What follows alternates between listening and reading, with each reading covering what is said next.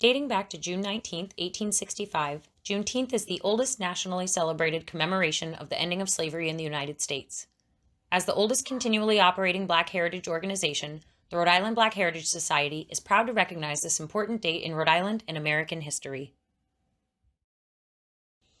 An important element and custom for Juneteenth are the Black community, family, and church-centered celebrations. Here in Rhode Island, our legacy of African heritage, both enslaved and free, dates to the earliest days of our state and country. Led by Newport merchants, Rhode Island would become the most active trading slave port in British North America. Many thousands of enslaved African people would arrive to our shores to become the chief labor force to clear land, build cities, and harvest the cash crops that would make their captors and communities wealthy beyond imagination.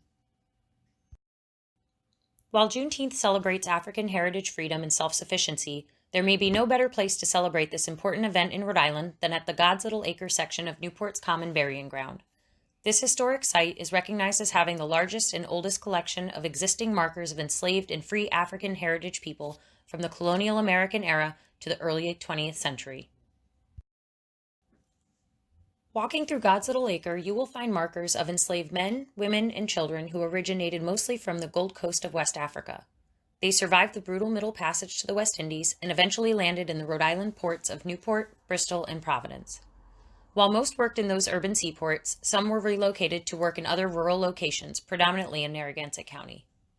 Each marker is a surviving reminder of the spirit of the Juneteenth celebration and the very lives of every one of our African heritage ancestors that survived and later thrived in Rhode Island and across America. God's Little Acre also contains markers of some of America's earliest free Africans who would collaborate, organize, and build some of America's first African heritage civic and educational institutions. A challenge facing African heritage people in America today is not only institutional racism, but also invisibility. Far too much American history is taught, interpreted, and memorialized through the owner's class viewpoint.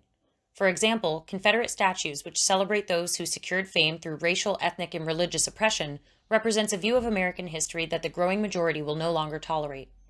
It is celebrations such as Juneteenth that remind us how freedom, justice, and visibility in America has always been one of the great struggles for African heritage people. Here in Rhode Island, we can lead the nation on how we tell the inclusive history of all Americans through public celebrations, memorials, public spaces, and public education. The spirit of Juneteenth should become the platform to advance the history of African heritage people in this state and country, keeping in mind that true Rhode Island and American history is the collective memory of all its peoples.